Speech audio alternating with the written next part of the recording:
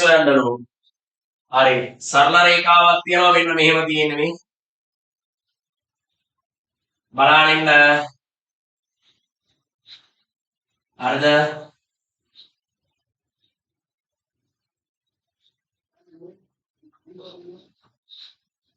මෙයා ඇවිල්ලා 3යි මේ කැපෙන තැන. මෙයා y අක්ෂය. මෙයා ඇවිල්ලා x. මම මේ ගාන ක්‍රම දෙකකට හදනවා හොඳට බලාගෙන ඉන්න. මෙයා 2,7. මේ බලන්නකෝ. මෙතනින් අඳින්න මේ රේඛාව මේ ත්‍රිකෝණී ත්‍රිකෝණය හදමු. ඇත්තටම අනුක්‍රමණය ඔකේ tan θ. හැබැයි මම මෙතන දැනට කියලා දෙන්නම්. ත්‍රිකෝණමිතියම කරාම ඔයාලට මේක ආයෙ නැවත කියලා දෙනවා. මෙන්න මේ උස ගන්න පුළුවන්. දැන් මෙයා දෙකේදී 7යිනේ. එතකොට මෙතන ඉන්නේ 7. මේ ඉන්න එක්කන ඇවිල්ලා 2. මෙයා බිංදුව. ඒ දේවල් අපි දාන්න ඕන. එතකොට දෙකේදී 7 කියන ලක්ෂය සෙට් වෙන්නේ මේ 2,7 සෙට් වෙන්නේ. මෙයා x කණ්ඩාංකය 2යි. මේ ඉන්නේ x කණ්ඩාංකය. මේ ඉන්නේ y කණ්ඩාංකය 7යි. එතකොට ඔයාට මේකේ මෙන්න මේ උස ගන්න පුළුවන් 7 අඩු කිරීම 3. ඒ කියන්නේ 4යි. මේ උස 4යි. බලන්න හොඳට. මෙතන ඉඳන් මෙතෙන්ට බිඳුවේ ඉඳන් දෙකට තියෙන දුරනේ. ඒ කියන්නේ 2යි. එතකොට මෙයාගේ අනුක්‍රමණය කියන්නේ දැන් රේඛාව මේ අතටනේ යන්නේ. මෙයා මෙහෙම දික් කරගෙන ආවොත් x අක්ෂයේ ධන දිශාව සමග ධන දිශාව මෙහෙනේ. ධන දිශාව සමග සාධන කෝණය සුළු කෝණයක්. ඒ කෝණය සුළු කෝණයක්. එහෙනම් θ කියන කෙනා අංශක අණුවට වඩා අඩු කෙනෙක්. සුළු කෝණයක් ඇදුවොත් එම නිසා අනුක්‍රමණය ධනාගයක් වෙන්න ඕන. මෙයා පට්ට ධනාගයක් විය යුතුයි. m බලාගේ ධනාගයක්. හොඳට අහගෙන ඉන්න හොඳට ඔළුවට දාගන්න. m බලාගේ ධනාගයක්. මේ හදන කෝණය සුළු කෝණයක්. එතකොට මෙයාගේ tan θ නෙන්නේ අපි. එතකොට මේ ඉන්නේ සම්මුඛ පාදයේ මේ ඉන්නේ බද්ධ පාදයේ. ඒවා අපි වෙනම ඉගෙන ගන්නවා 11 වසර. මේක දැනට ඔයා ඔළුවට දාගන්නකො. මෙයා මේ අතට ඇවිල්ලා x අක්ෂයේ ධන දිශාව සමග සාධන කෝණය සුළු කෝණයක් නම් අනිවාර්යෙන් අනුක්‍රමණයට ලැබෙන්නේ ධනාගයක්. අනුක්‍රමණය මට මෙහෙම හොයන්න පුළුවන්. මේ කෝණෙමයි මෙතන සෙට් වෙන්නේ. හේතුව මේ අදින රේඛා මෙයාට සමාන්තරයි. හොඳට බලන්න ඉන්න. මෙයාට මෙයාලා සමාන්තරයිනේ. මේ අතට ඇඳගෙන ගියාම. ඒතර මේ අගයම මෙතන පැවතිය යුතුයි අනුරූප කෝණ වලින් මේ. අනුරූප කෝණ. එහෙනම් මේ අගයම මෙතන තියෙන්නේ. අවුලක් නේ. දැන් මම මෙතනින් හොයනවා θ-වෙන්. හොඳට බලන්න. මෙයා 4යි. ඒ කියන්නේ මෙයාගේ අනුක්‍රමණය y ගේ උස බෙදෙනවා x ගේ උසින්. එයා ඇවිල්ලා 2යි. හැබැයි මේ අනුක්‍රමණය ධනාගයක්. අනුක්‍රමණය මොනාගයක්ද? ධනාගයක්. එහෙනම් m ට උත්තරේ ලැබෙනවා. ඔයාලට කියන්නේ අනුක්‍රමණය හොයන්න කියලා. m ට උත්තරේ ලැබෙනවා 4 බෙදීම 2යි කියන්නේ 2යි. m ධන 2යි. ධන 2යි. එතකොට මේකේ රේඛාවේ සමීකරණයම ලියන්න කිව්වොත් ඔයාලට ලියන්න පුළුවන් y සමානයි 2x මේ ඉන්නේ අන්තක්ඛණ්ඩය. මෙයා අන්තක්ඛණ්ඩය c නේ. එහෙනම් ධන 3 ඔන්න රේඛාවේ සමීකරණය ලියුවොත්. මොකද m වලාගේ ඔයා දන්නවා ධන 2යි c වලාගේ ධන 3යි.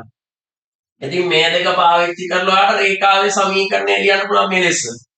පැහැදිලිද කියලා දෙන්න. හරි අර ලස්සන ඔළුවට මේක දාගන්න. ඊට පස්සේ තව ක්‍රමයක් මේකට භාවිතා කරොත් හොඳට අහගෙන ඉන්න. මේ ලෝකේ තියෙන ඕනෑම සරල රේඛාවක සමීකරණය ලියන්න පුළුවන් y සමානයි mx ධන c. මේක තමයි සරල රේඛාවල පොදු සමීකරණය. ඔයා දන්නවා m කියලා කියන්නේ අනුක්‍රමණය. මේ ඔළුවට දාගන්න බෑ. අනුක්‍රමණය අපි 9 වසර කතා කරන දේවල්. අනුක්‍රමණය. මේ c කියලා කියන්නේ අන්තක්ඛණ්ඩය. c කියන්නේ අන්තක්ඛණ්ඩය. c anu අන්තක්ඛණ්ඩය. දැන් ඔයාට මේ සරල රේඛාව ගැන මම කතා කරනවා. උතර බලන්න ඉන්න. සරල රේඛාවක් y අක්ෂය ඡේදනය කරන ලක්ෂයේ y අගය y කණ්ඩාංකය y අගයවත් y කණ්ඩාංකය අන්තක්ඛණ්ඩය බවට පත් වෙනවා. එහෙනම් මේකේ අන්තක්ඛණ්ඩය අනිවාර්යෙන් ධන 3යි. පැහැදිලිද? දැන් මට රේඛාවේ සමීකරණය භාගයට ලියන්න පුළුවන්. මේ බලන්නකෝ අනුක්‍රමණය දන්නේ නැහැ. මම මෙයා භාගයට ලියනවා. m දන්නේ නැහැ. හැබැයි c දන්නවා. c වරාගය මේ c වරාගය ධන 3යි. මෙයා වෙයා. එහෙනම් ධන 3යි. ඔන්න රේඛාවේ සමීකරණය භාගයට ලිව්වා. මෙන්න මේ සරල රේඛාවේ සමීකරණය තමයි මම මේ ගත්තේ. මේ සරල රේඛාවේ සමීකරණය මම මෙලෙස ගත්තා.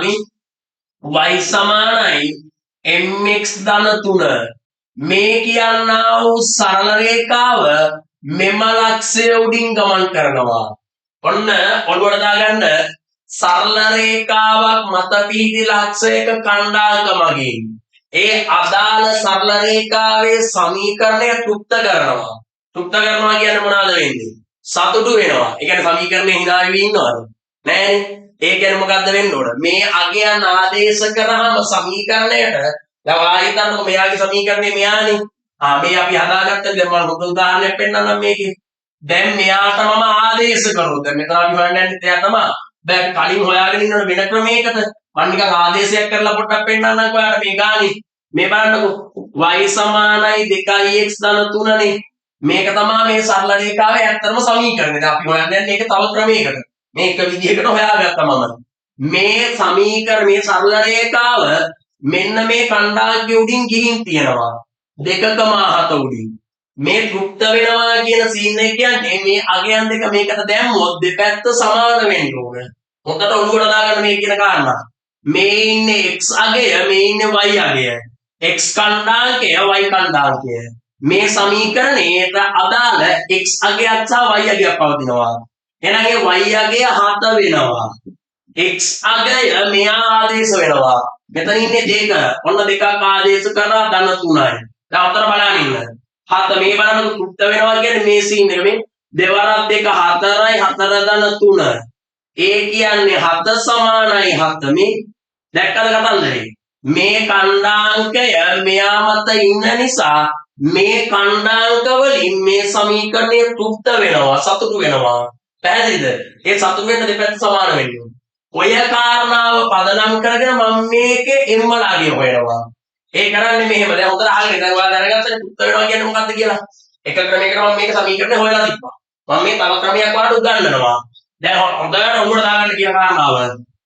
මම මේක මකන්නම් නේද? දැන් තෘප්ත වෙනවා කියන සීන් එක ගන්නවා.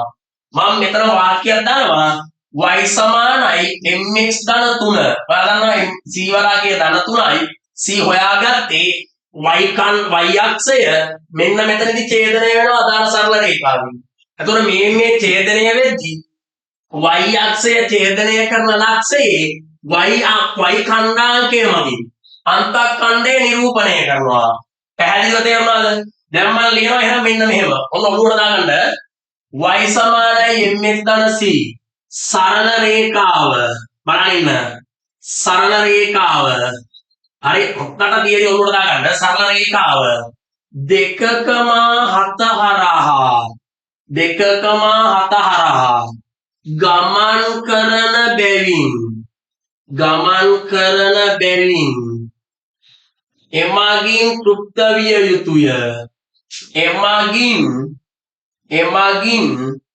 තෘප්ත විය යුතුය. එමගින් සමීකරණය තෘප්ත විය යුතුය.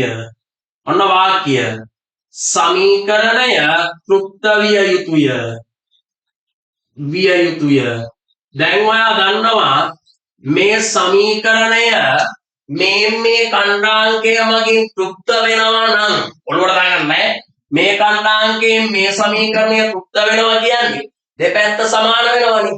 එතකොට මට මේ m ලාගේ හොයන්න පුළුවන්. ඒ තෘප්ත වීම මත ඒක තමයි මම ලිව්වේ. එහෙනම් මට දැන් මේකේ සමීකරණය හදාගන්න පුළුවන් මෙහෙම.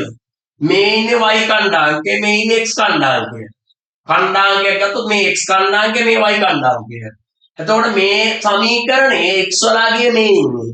මේ සමීකරණයේ y වලාගේ මේ ඉන්නේ. ඔළුවට දාගන්න හරි ලස්සනට නේ. y වලට y අගය දාන්න. බලාගෙන ඉන්න එම් හොයන්න යන්නේ. x වලට x අගය දාන්න. එයා 2යි.